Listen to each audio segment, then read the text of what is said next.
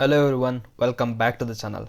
ನಾನು ಈ ವಿಡಿಯೋದಲ್ಲಿ ಬಾರ್ಡರ್ ಸೆಕ್ಯೂರಿಟಿ ಫೋರ್ಸ್ ಅವರು ಮಾಡ್ತಿರೋ ರೆಕ್ರೂಟ್ಮೆಂಟ್ ಬಗ್ಗೆ ಪೂರ್ತಿ ಡೀಟೇಲ್ಸ್ನ ಕೊಡ್ತೀನಿ. ಇವರು ಎಷ್ಟು ಪೋಸ್ಟ್ಗಳಿಗೆ ರೆಕ್ರೂಟ್ಮೆಂಟ್ನ ಮಾಡ್ತಿದ್ದಾರೆ ಮತ್ತು ಯಾವ್ಯಾವ ಪೋಸ್ಟ್ಗೆ ರೆಕ್ರೂಟ್ಮೆಂಟ್ ಮಾಡ್ತಿದ್ದಾರೆ ಮತ್ತು ಯಾವ ಕೋಟಾ ಮೇಲೆ ಇವರು ರೆಕ್ರೂಟ್ಮೆಂಟ್ನ ಮಾಡ್ತಿದ್ದಾರೆ ಅದ್ರ ಬಗ್ಗೆ ಡೀಟೇಲ್ಸ್ನ ಕೊಡ್ತೀನಿ. ಸೊ ಇಲ್ಲಿ ನೋಡ್ತಾ ಇರ್ಬೋದು, ಟೋಟಲ್ 275 ವ್ಯಾಕೆನ್ಸಿ ಇದೆ. ಅದು ಸ್ಪೋರ್ಟ್ಸ್ ಅಥವಾ ಗೇಮ್ ಈ ಕೋಟಾ ಇದ್ದರೆ ಅಷ್ಟೇ. ಅಂದರೆ ನೀವೇನಾದರೂ ಯಾವುದ್ರಲ್ಲಾದ್ರೂ ಮೆಡಲ್ ತಗೊಂಡಿರಬೇಕು ಮತ್ತು ಯಾವುದರಲ್ಲಿ ಮೆಡಲ್ ತಗೊಂಡಿರಬೇಕು ಅದ್ರದ್ದೆಲ್ಲ ಇಲ್ಲಿ ಡೀಟೇಲ್ಸ್ನ ಹೇಳ್ತೀನಿ. ಸೊ ಇಲ್ಲಿ ನೋಡೋದಾದರೆ ಆರ್ಚರಿ, ರೀಕರ್ 1 ವ್ಯಾಕೆನ್ಸಿ ಇದೆ, ಕಾಂಪೌಂಡ್ 1 ವ್ಯಾಕೆನ್ಸಿ ಇದೆ, ಇಂಡಿಯನ್ ರೌಂಡ್ 1 ವ್ಯಾಕೆನ್ಸಿ ಇದೆ.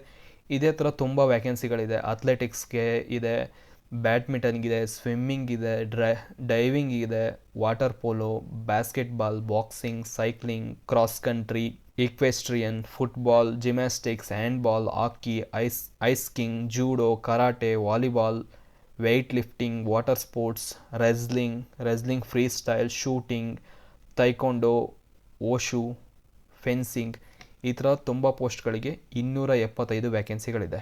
ಇದಕ್ಕೆ ಎಜುಕೇಷನ್ ಕ್ವಾಲಿಫಿಕೇಷನ್ ನೋಡೋದಾದರೆ ನೀವು 10th ಪಾಸ್ ಆಗಿದ್ದರೆ ಸಾಕು. ಹಾಗೆ ಸ್ಪೋರ್ಟ್ಸ್ ಪರ್ಸನ್ ಆಗಿರಬೇಕು ಮತ್ತು ಯಾವ್ದಾದ್ರು ಮೆಡಲ್ನ ಗೆದ್ದಿರಬೇಕು, ಆಗಿದ್ರೆ ಇದಕ್ಕೆ ಅಪ್ಲೈ ಮಾಡ್ಬೋದು. ಇವ್ರಿಗೆ ಪೇ ಸ್ಕೇಲ್ನ ನೋಡೋದಾದರೆ 7CPC ಇದ್ರ ಪ್ರಕಾರ 21,700 69,100ವರೆಗೂ ಸ್ಯಾಲ್ರಿ ಸಿಗುತ್ತೆ.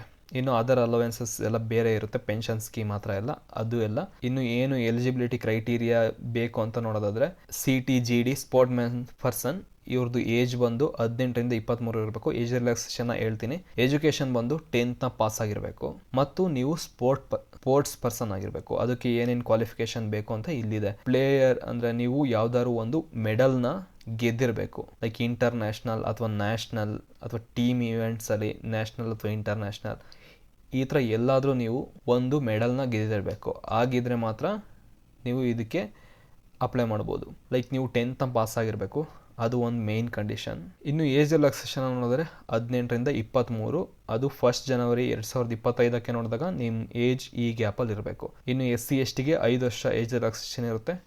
OBC ನಾನ್ ಕ್ರೀಮಿ ಲೇಯರ್ಗೆ 3 ವರ್ಷ ಏಜ್ ರಿಲ್ಯಾಕ್ಸೇಷನ್ ಇರುತ್ತೆ. ಇನ್ನು ನೀವು ಯಾವ ಮೆಡಲ್ ತಗೊಂಡಿರ್ತೀರಾ ಅದಕ್ಕೆ ಎಷ್ಟು ಮಾರ್ಕ್ಸ್ ಅಂತ ಇರುತ್ತೆ. ಈ ಮಾರ್ಕ್ಸ್ನೆಲ್ಲ ಒಂದು ಕೂಡ್ಬಿಟ್ಟು ಮೆರಿಟ್ ಲಿಸ್ಟ್ನ ಕ್ರಿಯೇಟ್ ಮಾಡ್ತಾರೆ. ಅದರಲ್ಲಿ ಟಾಪಲ್ಲಿದ್ದರೆ ನಿಮಗೆ ಜಾಬ್ ಸಿಗುತ್ತೆ. So Olympic games, summer, winter ಇದಕ್ಕೆ ಗೋಲ್ಡ್ ಮೆಡಲ್ ತಗೊಂಡಿದ್ರೆ 100 ಮಾರ್ಕ್ಸ್, ಸಿಲ್ವರ್ ಆಗಿದ್ರೆ 96, ಬ್ರಾನ್ಸ್ ಆಗಿದ್ರೆ 92, ಅಥವಾ ಜಸ್ಟ್ ಪಾರ್ಟಿಸಿಪೇಷನ್ ಮಾಡಿದ್ರೂ ಸಾಕು 80 ಸ್ಕೋರ್ ಸಿಗುತ್ತೆ.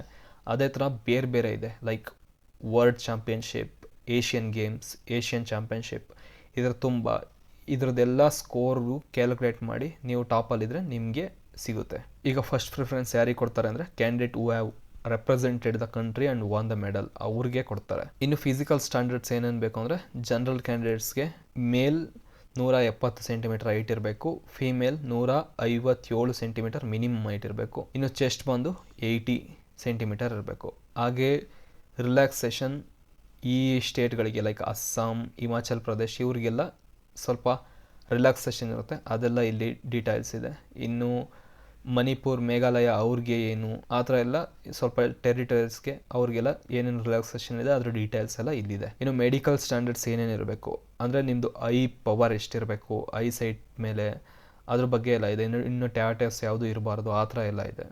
ಇನ್ನು ಹೇಗೆ ಅಪ್ಲಿಕೇಶನ್ ಹಾಕೋದು ಅಂದರೆ ಅಪ್ಲಿಕೇಶನ್ ಬಂದು ಈ ವೆಬ್ಸೈಟಲ್ಲಿ ಹಾಕೋದಿರುತ್ತೆ, ಅದರ ಲಿಂಕ್ನ ನಾನು ಕೊಟ್ಟಿರ್ತೀನಿ. ಈ ಅಪ್ಲಿಕೇಶನ್ ಬಂದು ಡಿಸೆಂಬರ್ 1ನೇ ತಾರೀಕಿಂದ ಶುರುವಾಗುತ್ತೆ.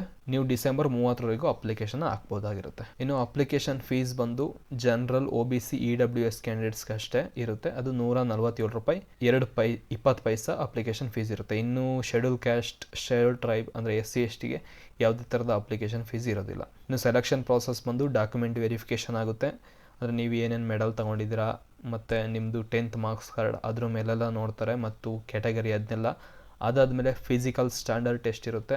ಅದಾದಮೇಲೆ ನಿಮ್ಮದು ಸ್ಕೋರ್ನೆಲ್ಲ ತಗೊಂಡು ಮೆರಿಟ್ ಲಿಸ್ಟ್ನ ಕ್ರಿಯೇಟ್ ಮಾಡಿ ಟಾಪಲ್ಲಿ ಇದ್ದವ್ರಿಗೆ ಕೊಡ್ತಾರೆ. ಇನ್ನು ಎಷ್ಟು ಹೈಟ್ ಬಗ್ಗೆ ಹೇಳಿದೆ ಮೇಲೆ, ಹಾಗೆ ಇಲ್ಲಿ ವೆಯ್ಟ್ ಬಗ್ಗೆ ಇದೆ. ಈ ಹೈಟ್ ಇದ್ದರೆ ಇಷ್ಟು ವೆಯ್ಟ್ ಇರಬೇಕು ಅಂತ ಅದನ್ನೆಲ್ಲ ನೋಡ್ಕೊಳ್ಳಿ. ಅದಾದಮೇಲೆ ಕೆಳಗಡೆ ಸ್ವಲ್ಪ ಫಾರ್ಮ್ಸ್ಗಳಿದೆ, ಲೈಕ್ ಇದಕ್ಕೆಲ್ಲ ನೀವು ಸೈನ್ ಹಾಕ್ಸ್ಕೊಂಡು ಅಟೆಸ್ಟೇಷನ್ ಈ ಥರ ಎಲ್ಲ ಮಾಡಬೇಕಿರುತ್ತೆ.